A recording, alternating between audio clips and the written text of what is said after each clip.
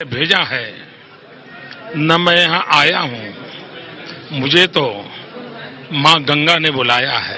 राम तेरी गंगा में हो गई, पापियों के पाप धोते धोते।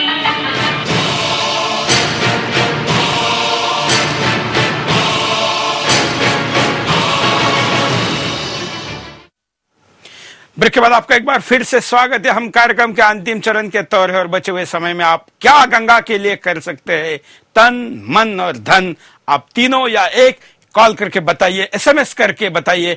स्क्रीन पर चल रहा ऊपर जो नंबर आता है थोड़ी थोड़ी देर बाद में, उस मोबाइल पर आप एसएमएस कर सकते हैं, इसकी मिस कॉल कर सकते हैं, वेबसाइट पे जा सकते हैं, रजिस्ट्रेशन कर सकते हैं, आप हमें संपर्क कर सकते हैं।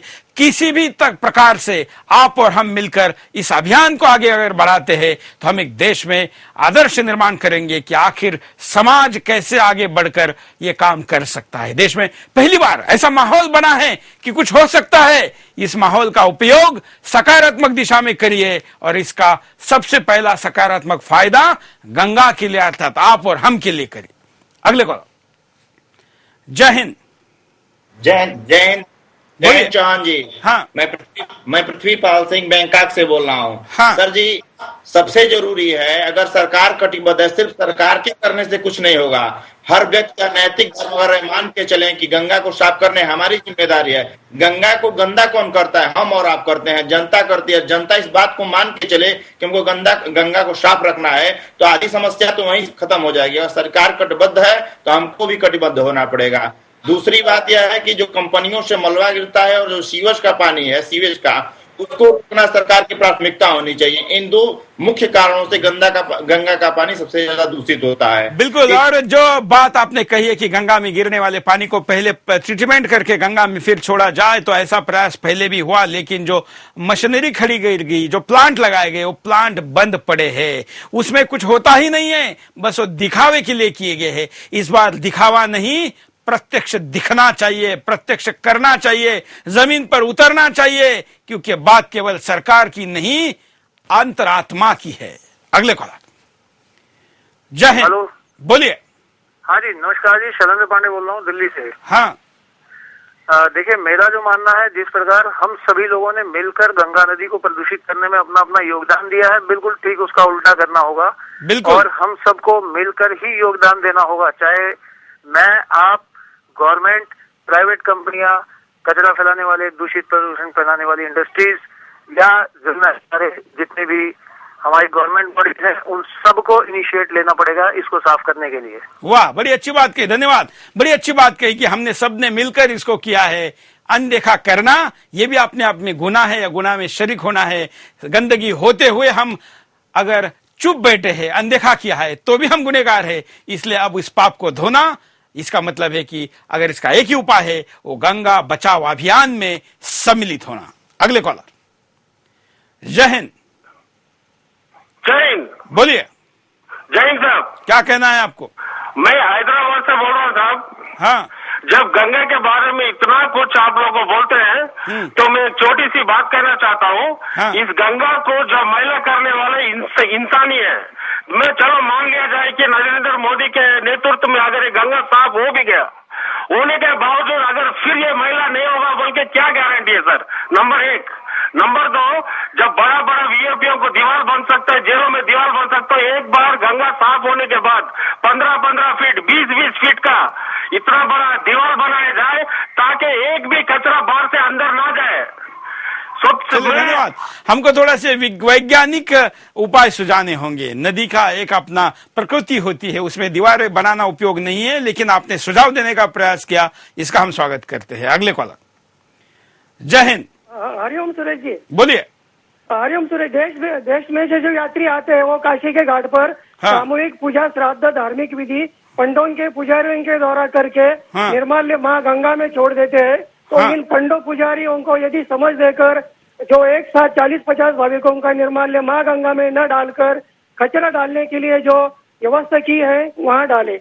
और दूसरी बात, ऐसे पढ़े लिखे लोगों ने समझना चाहिए कि खाली सरकार से आप अपेक्षा न करें, अपने आप खुद से स्वच्छता रखने का प्रयास करना चाहिए। बिल्कुल, धन्यवाद। ये जो निर्मल्य डालने वाली बात है ना, इसको मैं थोड़ा सा वैज्ञानिक और आध्यात्मिक तरीके से भी समझाना चाहूंगा, क्योंकि यह भी एक बहुत बड़ा कारण है। हालांकि ये उतना बड़ा कारण नहीं, लेकिन फिर भी इसको समझना जरूरी है कि पूजा पाठ में जो हम फल फूल पत्ते इस्तेमाल करते हैं, ये तो वैसे अपने आप में खत्म हो जाते हैं, लेकिन इसका अनुपात इतना बड़ा है, गंगा का पानी का प्रतिशत बहुत घटा है। ऐसे में किसी भी नदी को इसको अब डालने की स्थिति नहीं है। ये नदी में ना डालने से पाप लगता है या नदी में ही डालना चाहिए, ऐसा नहीं है। ये ऐसी मान्यता है, हमारी धार्मिक मान्यता ये है कि कोई भी वस्तु, हम भी और आप भी, ये हम इस पंच जीवों से बने हैं, पंच तत्वों से बने हैं, इनमें किसी ना किसी एक तत्व में डालना चाहिए। फूल पत्ते या फल, ये चीजें हम जला नहीं सकते, इसलिए अग्नि तत्व में नहीं डाल सकते। इसके लिए पानी में डालने की स्थिति नहीं है, हवा में डाल नहीं सकते। तो फिर क्या किया जाए? तो जमीन को खोदकर भी हम कहीं पर भी, पार्क में इधर उधर, उसमें भी हम उसको अगर डालें तो भी चल सकता है। हमारी दुनिया, विश्व की, प्रकृति की चीजें पंच तत्वों में सम्मिलित करने की हमारी परंपरा है, सोच है, जो कि 100% वैज्ञानिक है। इसलिए कुछ समय तक पानी का आग्रह ना करके हम इसको दूसरे तत्व, जमीन, इसमें अगर डालते हैं तो मुझे लगता है कि वो भी भगवान तक पहुंचता है। अगले कॉलर। जय हिंद। हेलो, बोलिए।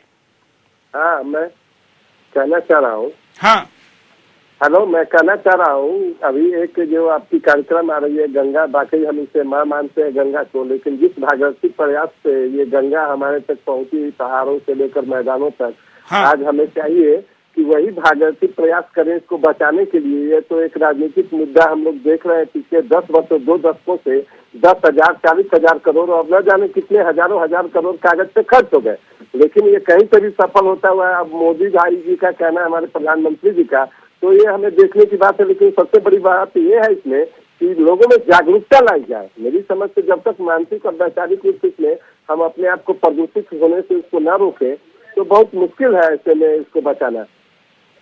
धन्यवाद। हम जरा उपायों पे भी नजर डालते हैं कि क्या उपाय हो सकते हैं। देखिए, मुहिम छेड़ने की जरूरत। लोगों को जागरूक किए बिना गंगा को साफ करना संभव नहीं है। गंगा की सफाई में लोगों की सक्रिय भागीदारी चाहिए। कम से कम लोगों को ये तो जरूर समझ में आनी चाहिए कि गंगा को साफ रखने के लिए इसमें गंदगी न डालें और दूसरों को भी गंगा की सफाई कैसे की जाती है इस बारे में समझाने की कोशिश करें। गंगा की सफाई के लिए व्यापक पैमाने पर लोगों को जागरूक करने की जरूरत है। हर उस चीज के बारे में उन्हें बताया जाना चाहिए जिससे गंगा गंदी होती है। साथ ही लोगों को ये भी बताने की जरूरत है कि यदि गंगा लगातार इसी तरह से गंदी होती रही तो इसका परिणाम क्या होगा। कुल मिलाकर गंगा को साफ करने के लिए व्यापक पैमाने पर एक मुहिम की जरूरत है जो लगातार चलती रहे। केंद्र सरकार की जिम्मेदारी। गंगा को साफ करने के लिए पूर्व पीएम राजीव गांधी ने खरबों रुपए की लागत से कई परियोजनाएं चलाई थी। पिछले 30 साल से ये परियोजनाएं चलती रही हैं, लेकिन इसका लाभ कहीं दिख नहीं रहा है। इसके विपरीत गंगा और गंदी हो गई है। इन परियोजनाओं को देखकर लगता है कि अब गंगा की सफाई के नाम पर सिर्फ केंद्रीय खजाने की लूट ही होती रही है। कम से कम अब गंगा की सफाई को लेकर केंद्र सरकार को गंभीर हो जाना चाहिए। गंगा की सफाई वाली तमाम परियोजनाओं की पुनर्समीक्षा करके इस उद्देश्य के लिए एक ठोस योजना बनाने की जरूरत है। इसके लिए एक निश्चित समय अवधि भी तय किया जाना चाहिए ताकि गंगा का सफाई अभियान व्यवस्थित तरीके से अपने लक्ष्य तक पहुंच सके। राज्य सरकारों का सहयोग। राज्य सरकारों के सहयोग के बिना गंगा नदी को साफ कर पाना संभव नहीं है। स्थानीय स्तर पर लोगों को गंगा में गंदगी डालने से रोकने की जिम्मेदारी राज्य सरकार की है। उन फैक्ट्रियों को तत्काल गंगा नदी से दूर किया जाना चाहिए जो गंगा को जहरीली बना रही है। इसके साथ साथ मरे हुए जानवरों को भी गंगा में बहाने से रोका जाना चाहिए। गंगा किनारे बसे नगरों पर तो राज्य सरकारों को खास ध्यान देना चाहिए। इन नगरों में तो राज्य सरकारों को विधिवत गंगा सफाई को लेकर लोगों को प्रशिक्षित करना चाहिए। सबसे पहले लोग गंगा को साफ रखने की जरूरत को मानसिक तौर पर स्वीकार करें। इस काम में राज्य सरकार अहम भूमिका निभा सकती है। गंगा नदी से कई राज्यों की संस्कृतियां जुड़ी हुई हैं। राज्य सरकारें इन संस्कृतियों के अनुकूल ही लोगों को गंगा के प्रति जागरूक करने की योजना बना सकती है।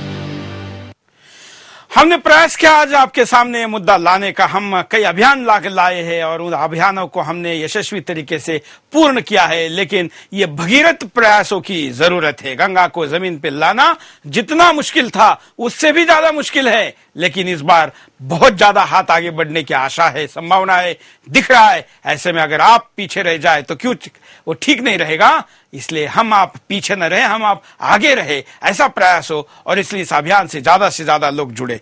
हम इस अभियान में तकनीक का पूरा उपयोग करेंगे।